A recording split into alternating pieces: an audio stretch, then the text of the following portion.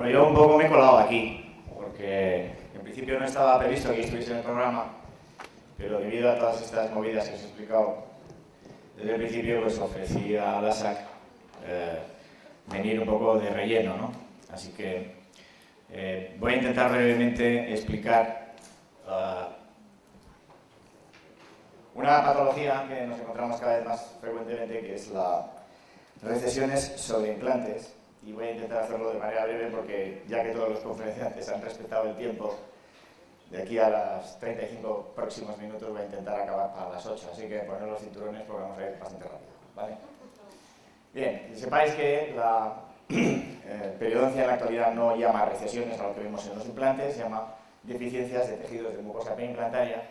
Y así como hemos tenido algunos conceptos referente a lo importante que es el tejido duro de los implantes, yo voy a intentar hacer del malo de la película y resaltar la importancia que tienen los tejidos periimplantarios.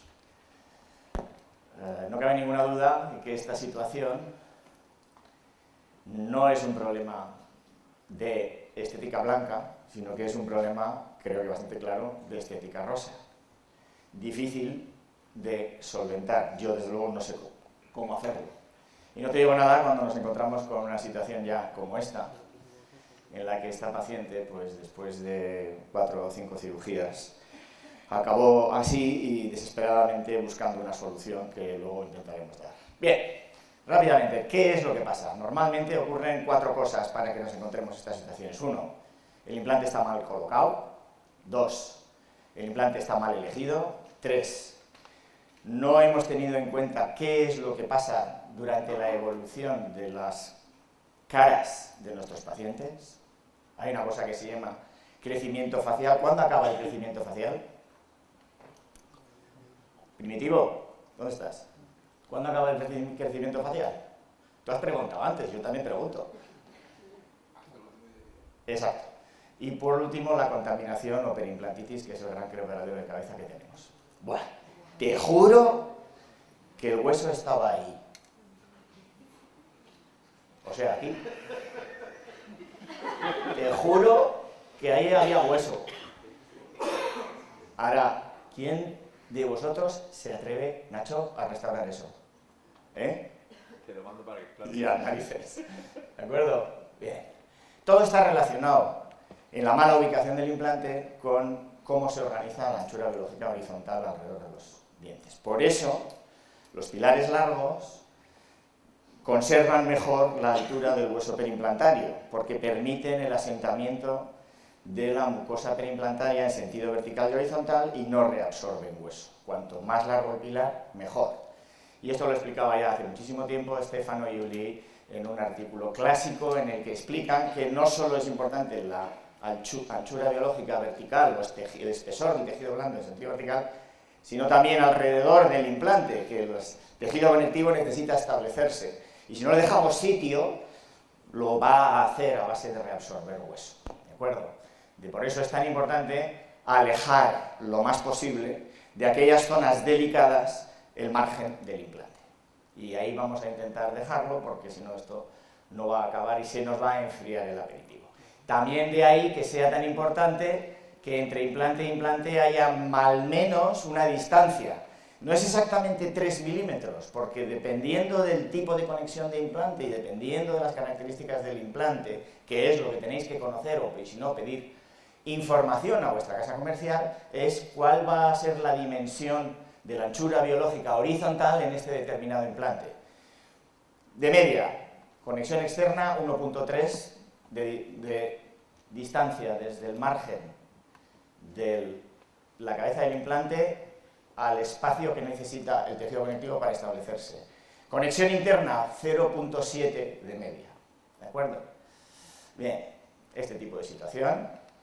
¿Qué le ha pasado aquí? Te juro que el hueso estaba ahí. Ahí está. Ahora restáuralo. O, joder, te juro que como tenía tanta reabsorción y el hueso se había ido para arriba, yo puse la cabeza del implante ahí arriba. Y este es el resultado. Anchura del implante, exactamente el mismo concepto. Hubo una época en que algunas casas comerciales se empeñaron en que había que poner un diámetro de implante acorde al diámetro del diente. ¿Cuál es el problema? Igualmente, la anchura biológica necesita. Si pones un implante de 5 milímetros en el frente anterior, aquí en Euskadi, que tenemos una hipoplasia maxilar de bigotes, ¿cuántos procesos alveolares hay que tengan 8 milímetros de proceso alveolar aquí en Euskadi? Nadie, mira qué cara tengo yo, hipoplasia bimandibular o bimaxilar, pues así a punta pala.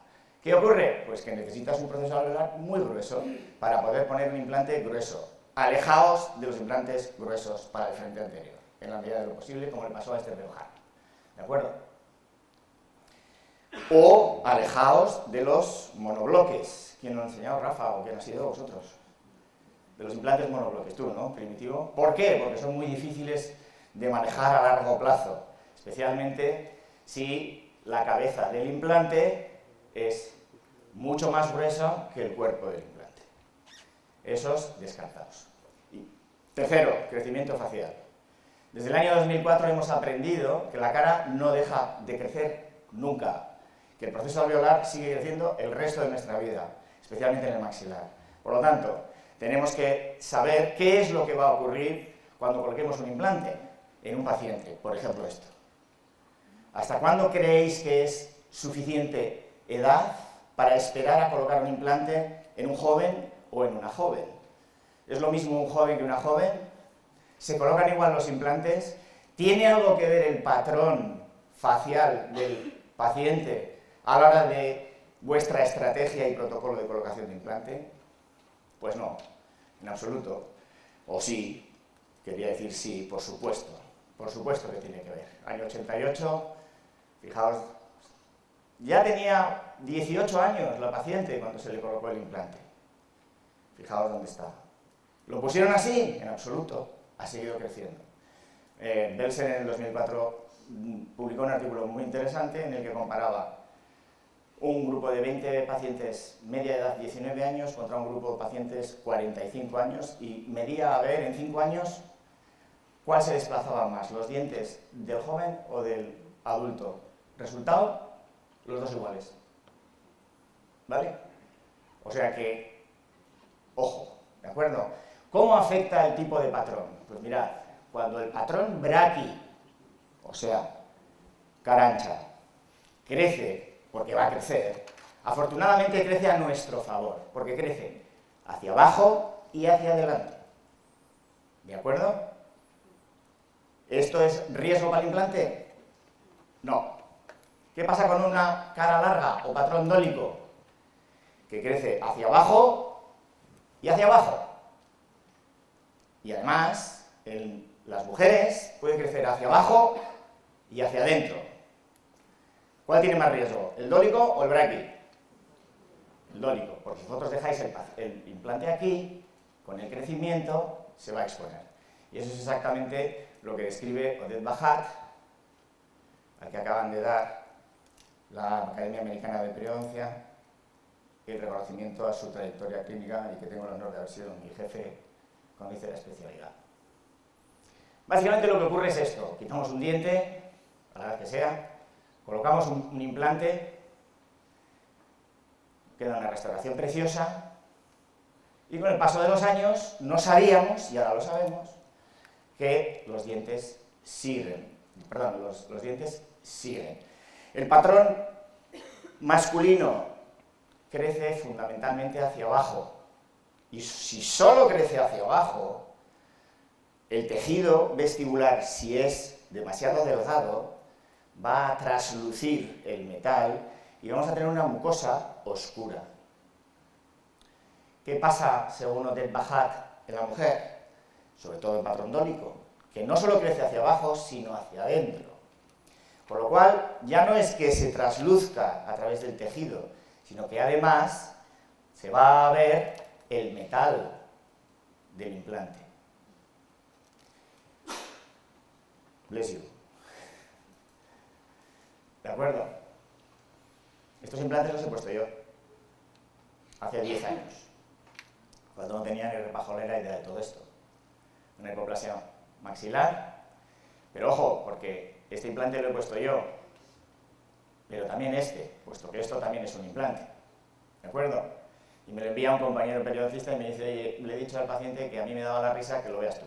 ya que lo habías puesto tú, pues lo arregles tú. Pues tienes toda la razón, porque yo soy el responsable, desgraciadamente para mí, de lo bueno y de lo malo. Por último, dentro de la etiología, la perimplantitis. Desgraciadamente, vivíamos muy felices cuando teníamos superficies que tardaban mucho en osteointegrarse, pero no se contaminaban nunca. Ahora tardan muy poquito en osteointegrarse, algunas son bioactivas, como la del ASAC, pero tienen más tendencia a contaminarse. Y dependiendo del índice de rugosidad, más. Bueno, pues ¿qué podemos hacer? Pues muy fácil. Utilizar la tecnología para no equivocarnos a la hora de colocar el implante en la óptima posición. ¿Cuál es esa? La mejor, en la que la cabeza del implante, los 3 planos del espacio, esté relacionada con la prótesis definitiva. Por lo tanto, la colocación de los implantes no ha de ser te juro que el hueso estaba ahí, sino te juro que es el mejor lugar para que colocando el implante la restauración sea perfecta. ¿Es eso suficiente? Pues seguramente no es suficiente, porque tendremos que planificar pensando en el futuro, pensando en ese desarrollo facial, pensando en qué tipo de paciente masculino, femenino, dólico-braqui tenemos en nuestras manos. Y eso es crítico. ¿Dónde colocaremos los implantes? Pues lógicamente no en el centro del alvéolo, que es lo que ha pasado en esos pacientes que habéis visto, te juro que estaba el hueso ahí, sino mucho más palatino y en el eje adecuado para que después del crecimiento la pared vestibular sea lo más gruesa posible y por lo tanto el trastorno que va a ocurrir sí o sí tras la extrusión de los dientes con el paso de los años afecte lo menos posible al resultado final. Y Odette Bajan lo que recomienda, por tanto, es una colocación lo más palatina posible, reconstruir con biomateriales la grieta, de manera que con el crecimiento habrá transformación en el borde incisal, pero no lo habrá en el margen de la mucosa periimplantaria. Como ejemplo, yo además propongo rellenar la grieta o no, pero sobre todo darle el suficiente volumen para poder compensar esa merma que vamos a tener sí o sí, nos guste o no, y para ello propongo que en todos los casos del frente anterior, rellenéis o no rellenéis la grieta o gap, añadáis, como muy bien ha explicado Pelayo, volumen de tejido blando. ¿Por qué? Porque después del crecimiento, todo este tejido que habéis conseguido aumentar o preservar no va a traducirse en déficit de mucosa periimplantaria, que es lo que más va a llamar la atención al paciente. Ilustrarlo con un caso. Quiero que os fijéis en la parte de abajo. Esto es una fotografía analógica. No existían las fotografías digitales. Esto es el año 90. Algunos de vosotros igual todavía no había nacido. Agenesia de laterales, el doctor Chomin Martín me propone colocar unos implantes con cierto grado de emoción, porque no había todavía implantes de diámetro pequeño. Aquellos que llevamos algunos años no conocíamos todavía eso, y pasar por entre estas raíces os prometo que tuvo su grado de emoción. Reconstruir, eso sí, los tejidos, lo mejor que sabíamos, con, en este caso, una técnica de rodillo vestibular, aprovechar todo este tejido para doblarlo sobre sí mismo y de esa manera dar un perfil de emergencia adecuado, y esto ya os digo que es el año 90 y poco, sería 92 más o menos, cuando ya estaba, provisionales que le hizo José María Echavarría, y maduran los tejidos y acaba el caso. Quiero que os fijéis dónde están los bordes incisales, ¿de acuerdo? Porque al cabo de unos años, y con el desconocimiento absoluto que teníamos de lo que iba a ocurrir con la cara de esta joven, nos encontramos con que efectivamente los bordes incisales de los laterales, 8 años después, estaban en un sitio donde José María Echavarría no los había dejado. Pero por otro lado, teníamos suficiente volumen de tejido como para no haber producido esos déficits de mucosa periimplantaria que son lo que más nos iba a ayudar. Por supuesto, los bordes incisales fueron muy fáciles de cambiar, en este caso el actual socio de José María Echavarría, el doctor Jacinto Suárez, de aquí de Bilbao, pero que trabaja en San Sebastián, le rehizo el tratamiento y este es el aspecto que presenta esta joven que en la actualidad ya es madre de al menos 2 churimbeles y que está feliz con su sonrisa sin haber necesitado grandes cambios. Por lo tanto, cuando en la actualidad vuestros pacientes os pidan, doctor, quiero un implante para colocarle un diente en una restauración unitaria, ¿qué le vais a decir? Lo primero, te lo hago, tiene buen pronóstico, pero dentro de 8 o 10 años tu diente va a estar en otra posición y vas a necesitar cambiar la prótesis. Y si vas a necesitar cambiar la prótesis, pues yo os aconsejo que intentéis que pueda ser retenida por un tornillo, porque de lo contrario vais a tener que fresarlo y... ¿Dónde está 3×3? Rafa, pues empiezas a fresar y no sabes dónde vas a acabar, ¿de acuerdo? Por lo tanto, ese es mi consejo. Por último, ¿cómo tratamos estas situaciones?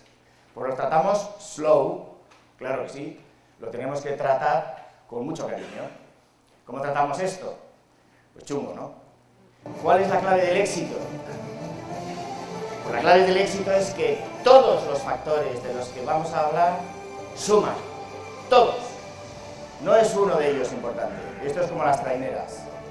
Todos los remeros forman parte del equipo. Y la única manera de llegar al éxito es que todos estos aspectos vayan conjuntamente. Microcirugía, espesor parcial. No es fácil hacer espesor parcial cuando no hay mucosa perimplantaria y cuando la mucosa perimplantaria mide 0,4 milímetros. ¿Cómo haces espesor parcial? Pues sin duda con microcirugía, con especiales cuchilletes que todos usáis, microesclerotomos, no los esclerotomos Crescent, sino los mini Crescent, ¿los conocéis? El Crescent, el esclerotomo que habéis enseñado, tiene versión mini. Es un poco más caro, pero merece la pena. Injertos de tejido conectivo, hoy por hoy todavía no existe ningún biomaterial que sea capaz de mimetizar el tejido circundante como el propio tejido del paciente. Saber qué parte de la mucosa masticatoria palatina es la buena, cuál es el jamón jabugo del paladar. Y tan importante como todo eso es que el protocolo restaurador y el quirúrgico van de la mano, tienen que ir conjuntamente. Con una buena cirugía, sin un restaurador adecuado, que tiene que tener muy claro que tiene que haber espacio para poder restaurarlo, es imposible triunfar. De ahí que estas soluciones que a veces se nos presentan como soluciones para corregir el eje del ángulo del implante, raramente las que vienen por defecto con algunas casas comerciales sean adecuadas. Y de ahí que la utilización de correctores como los pilares dinámicos sean mucho más adecuados para poder corregir esos ejes y a la vez crear espacio suficiente para que el material restaurador no sobrecontornee el perfil de la restauración. No voy a meterme en qué es el pilar dinámico, lo conocéis casi todos, puesto que varias casas comerciales en la actualidad lo comercializan. Pero lo que sí que es importante es tener muy claro cuál va a ser el protocolo cuando os enfrentéis a una situación en la que hay que corregirlo. Y lo que hacemos es soltar la prótesis, soltar los pilares que la unen al implante, de esa manera tener acceso al surco periimplantario, porque no cabe ninguna duda de que suficientes cirugías ha sufrido ya el paciente como para generar nuevas incisiones vestibulares que pueden añadir errores estéticos al paciente. De ahí que utilicemos una vez más microinstrumentos, acceso a través del surco periimplantario.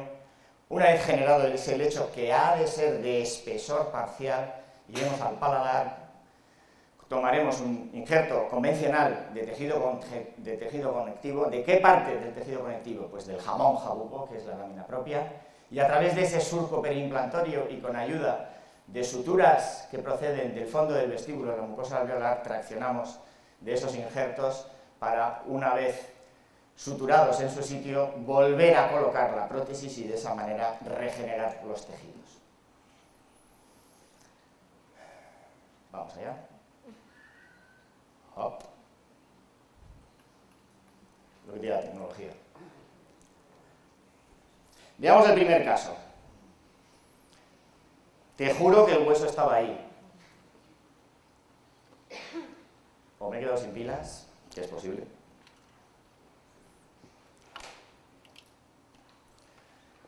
fácil de restaurar, ¿eh? Hay dos opciones, o quitar el implante o ofrecer una solución. ¿Cuál creéis que eligió la paciente? Pues intentar una solución. ¿Va a ser perfecta? Pues no, no va a ser perfecta, pero sin duda a esta paciente el resultado le ha parecido suficientemente razonable como para aguantar, es decir, hace 5 años que está tratada, no es perfecta, ninguno de estos casos va a ser perfecto, o casi ninguno, pero es suficientemente bueno como para que la paciente esté suficientemente satisfecha. Otra paciente, enviada por el doctor Iñaki Gamborena.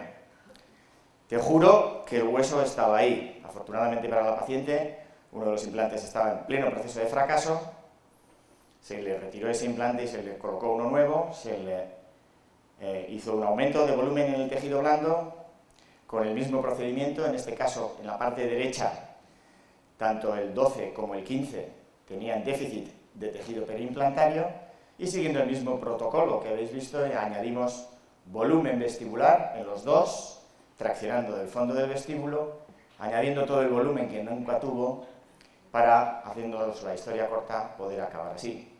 Y de esta manera devolverle a esta joven de 28 años la sonrisa que había iniciado así y que Iñaki con maestría acabó de esta manera. Y tengo que decir además que la paciente lo apreciaba mucho porque se venía desde Alicante a buscar tratamiento con el doctor Gamborena. ¿Qué pasa cuando no podemos compensar de esta manera y con este protocolo como en esta otra paciente? Te juro que el hueso estaba ahí y ahí estaba.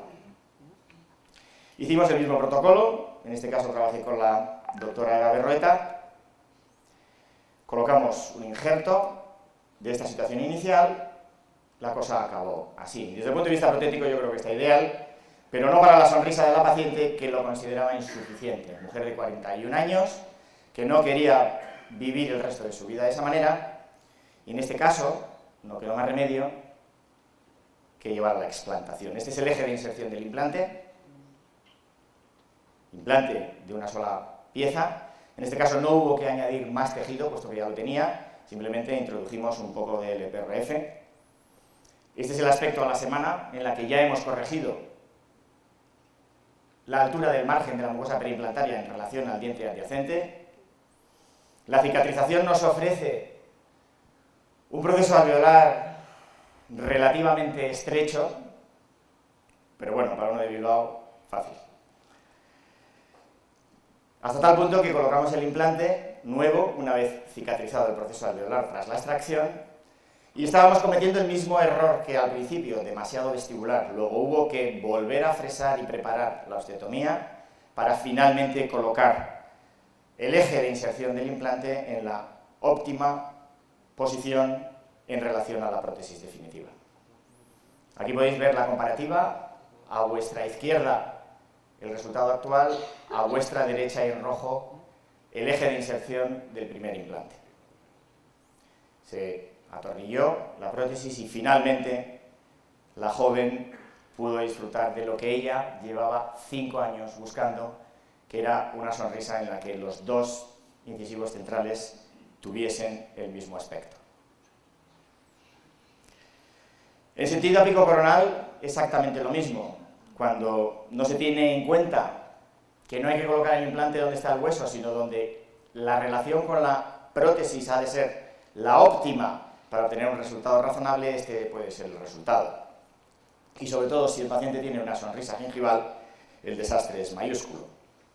A pesar de que sea un hombre, es decir, el hecho de que sea un hombre no le resta necesidad de tener una sonrisa atractiva. Déficit por todos los lados. En este paciente necesitamos hacer el mismo protocolo, levantar el pilar de la prótesis cementada, colocar un primer injerto que fue claramente insuficiente y colocar un segundo injerto. Para haceros la historia corta, esto acabó de esta manera.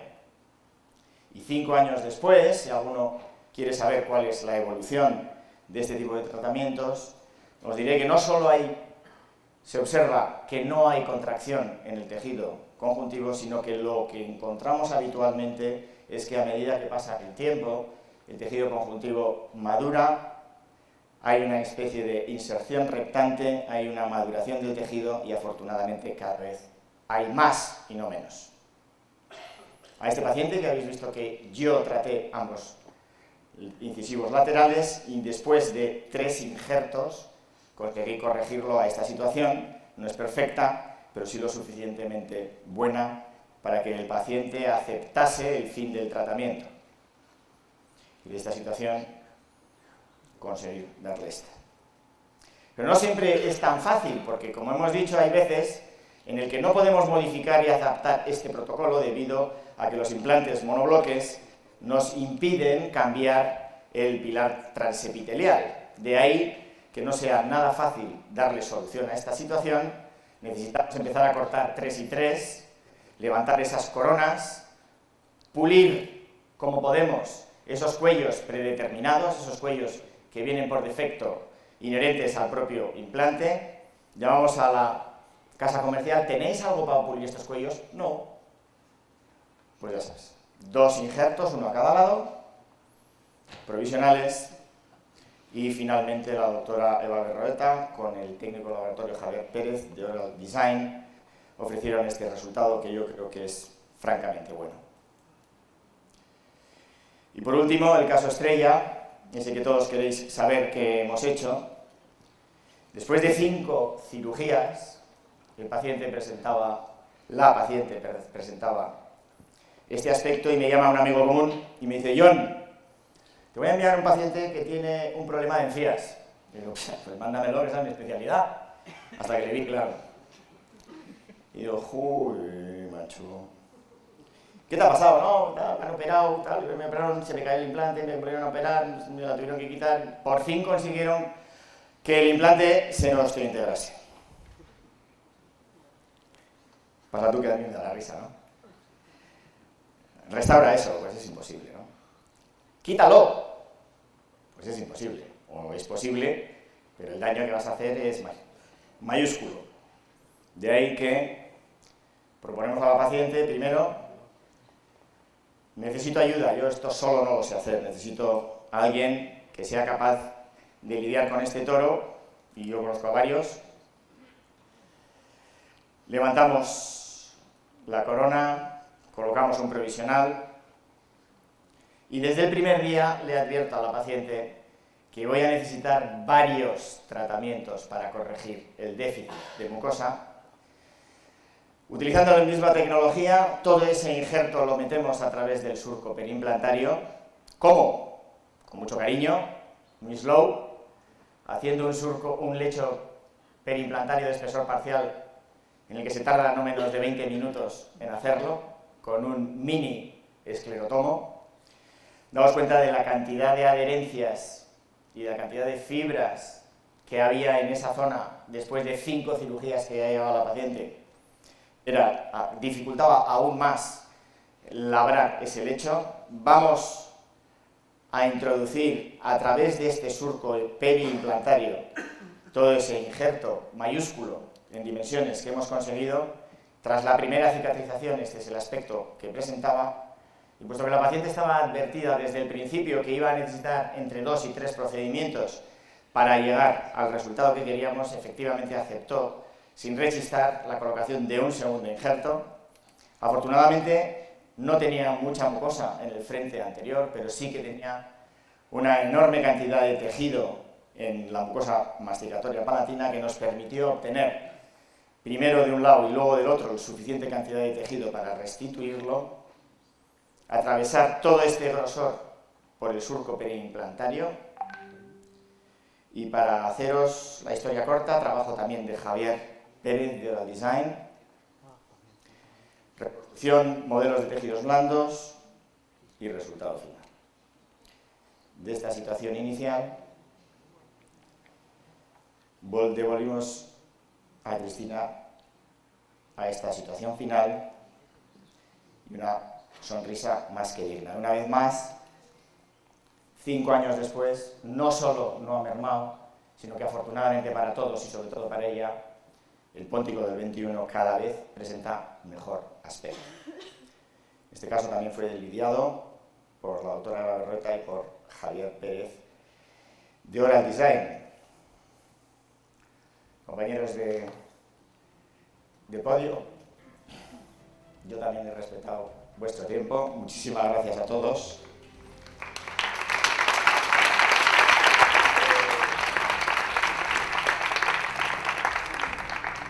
Y para concluir, yo creo que podemos resumir en hacer las cosas bien, ofrecer calidad, ofrecer slow dentistry, y yo tampoco conozco a nadie que haga las cosas bien y no tenga trabajo todo el día.